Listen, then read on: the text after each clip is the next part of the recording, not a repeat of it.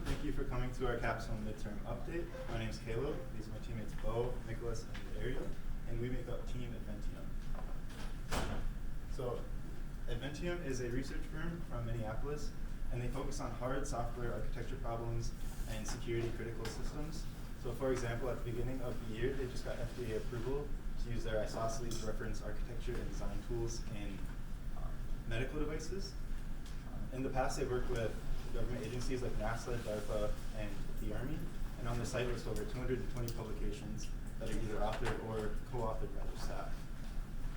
So our project is a subset of their work with NASA titled Continuous Architecture Framework for Fault Management Assessment and Design, or just CAFMAT for short, because they're good developers and spend a lot of time on their acronyms. But two use cases in particular were helpful in understanding the design goals of this project. In the first use case, since they're big Star Trek fans, they described the building of a Starship Enterprise. And like any construction, there's a lot of components that need to come together. There's mechanical engineering, there's electrical engineering, software, maybe a legal and fundraising side. And so at a glance, a manager should be able to view all of these components to see which areas are behind schedule or which just aren't getting the support they need. A second use case is in trade-off analysis, and that's easier to understand with a CubeSat scenario. So if you don't know what a CubeSat is, it's just a little miniature satellite. It's about a 10 centimeter cube with a strict mass requirement of 1 1/3 kilogram. So their size makes it wonderful for using as secondary payloads for small projects like amateur radio or biological experiments or just prototyping new technologies that don't justify sending a full-fledged satellite into orbit. But these strict requirements also pose a lot of engineering challenges. They influence nearly every design decision you make, from what material you use to build it, or what batteries you use, or what type of propulsion mechanisms you might use. And balancing all of these factors can be really difficult. And there's always a risk of choosing a non-optimal solution. So Ariel will go on to describe more how CAFMAT addresses this problem and where our project fits into that scope.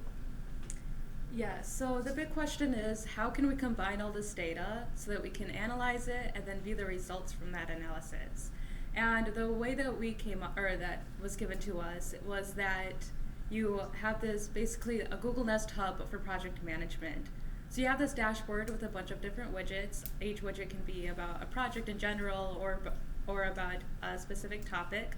And with that widget, you can pull in data from a file, analyze them, and then view the results as a graph. Our tasks specifically were to create the widget prototypes using Angular and SCSS. And so we needed a way to input a file, for that file to be parsed and converted to a TypeScript object, and then viewable so that you can get the dimensions of variability that you will be analyzing. And then once making selections and running that analysis through a script, you'd be able to see it through a graph. Our meeting times are on Tuesdays when we can catch up with each other and make discussions if we need more help. And then on Thursday mornings, we meet with our sponsor. However, because they are from Minneapolis, we use Google Hangouts to talk with them.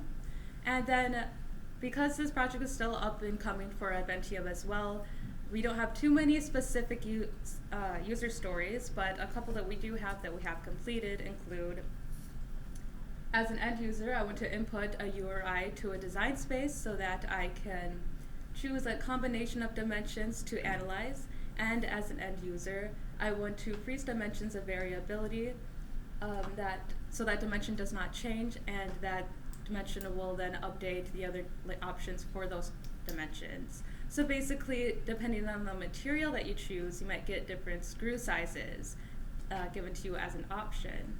And then in the future, we want to implement, as an end user, I want to choose dimensions of variability and then send my choices to an analysis script. And as an end user, I want to view results from an analysis results file. The first step we had to do to create all of this was to create a lot of low effort mock-ups, and so we just made most of these on paper. They were to give us an idea of what kind of selections we would be doing, as well as how the results would look in terms of graphs. So in the top two pictures, you can see how there is an option with checkboxes. This would allow for multiple selections. And then there was an option for a drop-down menu, which would save some space and just look cleaner.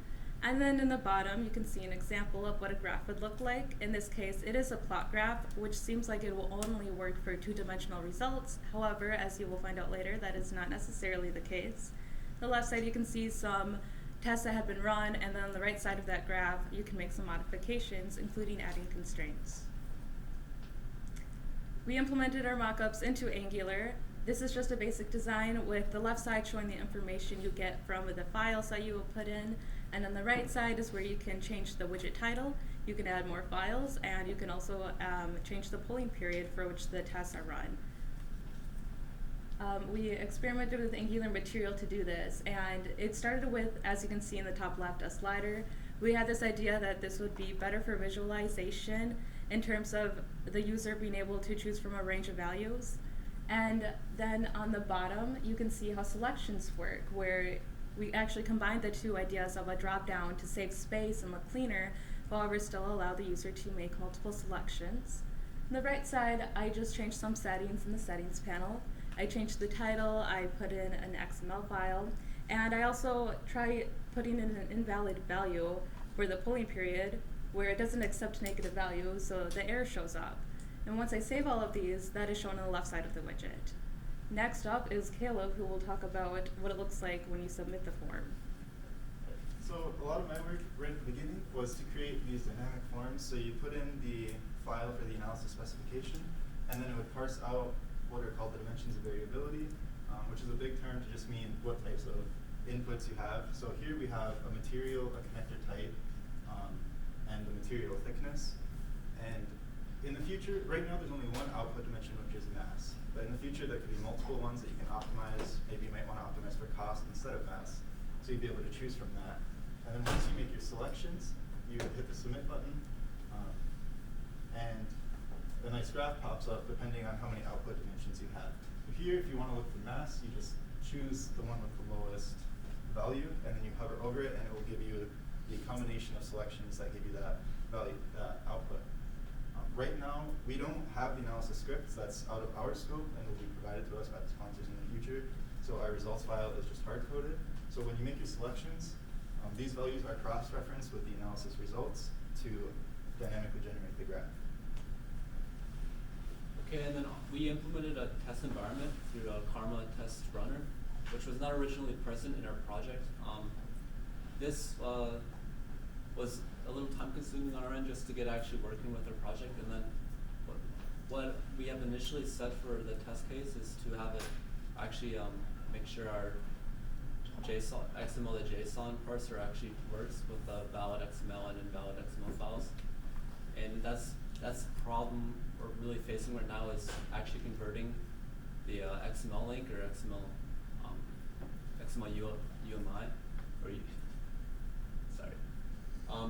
just to make it actually parse and read. But right now we're not getting an actual string for the XML file. We're getting a link, which has proven to be an issue. And then just getting we have had issues just having the test working really. Just because we get these errors that don't really tell us if it works or not. So we also get the finish and not available, or doesn't actually print out the finished error. But it does work. It's just it doesn't work currently as we expected. And that's what we have. And we're probably going to work more with test cases just so it has a broader scope and use. But right now, this is what we have for test cases. Is just making sure that XML to JSON parser works. And some of the issues and risks that we've had was two of us had issues getting access to the GitHub repo, which we weren't able to actually do any coding. That slowed down progress quite a bit. And Angular's steep learning curve proved to be an issue for a lot of us just because a lot of us are pretty unfamiliar with TypeScript and how, in our case, it's a strict compiler where we have to explicitly define the type of each variable or function. And the testing environment was not set up with our project, as I said before. This also took some development time to actually implement. And the XML files we have right now are not schema conformant, which is a little problematic for us. Or at least we still have issues even now just having XML files that are functioning. And so because of this, we weren't actually able to have methods that display the data because we didn't have a valid XML file. So that's what we have for our XMLs. And then right now we don't have any real world XML files. We just have mock-ups or examples, which is kind of an issue at this point. But we're just working with examples, so we don't have any real world data to work with. All right, so where do we go from here? Our next steps are, as of right now, all these bits and pieces to some degree are in individual branches. Since we're using GitLab, we were able to use some of that version control, that flow control. We need to combine our pieces into one actually functioning widget, and that's kind of our most immediate goal at the moment. We're going to try and do that within the next couple days or so. Deal with any merge conflicts that come up. Any of you that have messed with GitHub can know how big of a pain that can be. We're also going to have our graph. As you saw earlier, it is based off of results files that are currently hard-coded.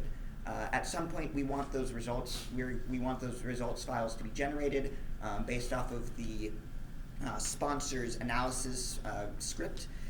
So we want our graph to be able to update dynamically to that information.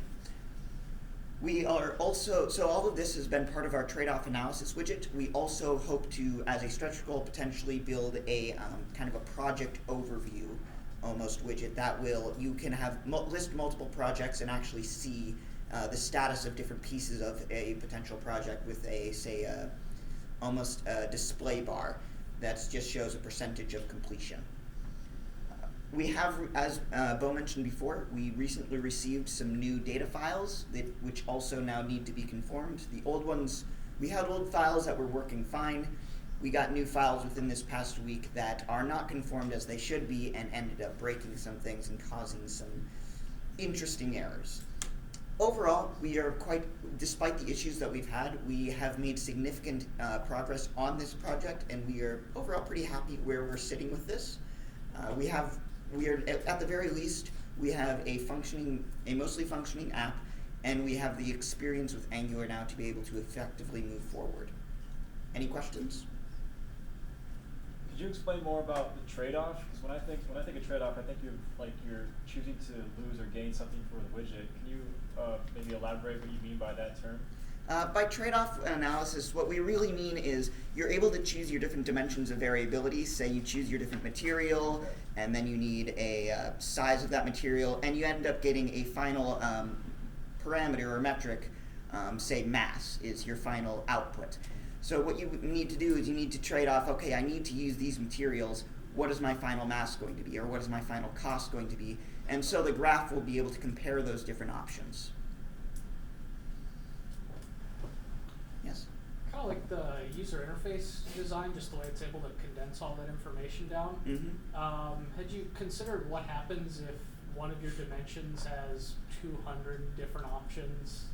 How do you handle being able to display dozens or hundreds of materials if you I get think that at kind that of point thing? you'd have to probably have an option for another page. You can't have that all on one page, it's too much to view. Mm-hmm. And just have that information condensed to categories, so that's easier to view and not just exploding your screen. Yeah. Right. That hasn't been something that's been discussed so much as of right now, but it is something to consider. You That's a very may good just point. want to think about it, Mhm. or just even ask, what's the worst category in terms of number of options, Right. Yeah. where maybe it turns out in the real world it's it's never worse than about 30, which Mhm. is still kind of bad, but a completely different animal than say 300. Right, and the categories themselves may not be the same per project, Yeah. and that is actually, as of right now, that is changing based off of what we read from some of these files displaying what the different categories are. And, yes? Do you have plans on getting real world XML data to test with, or is that something that's not really too possible for this? So, generating the test files is out of our scope. Our sponsors kind of have a big tool chain that they use to automatically generate it. I think in the end, it would really be up to the end user to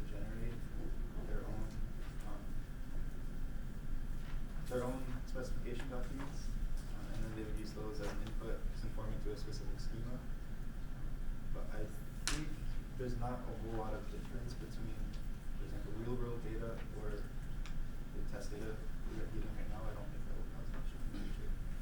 Thank you. Anything else? Thank you. Thank you for listening.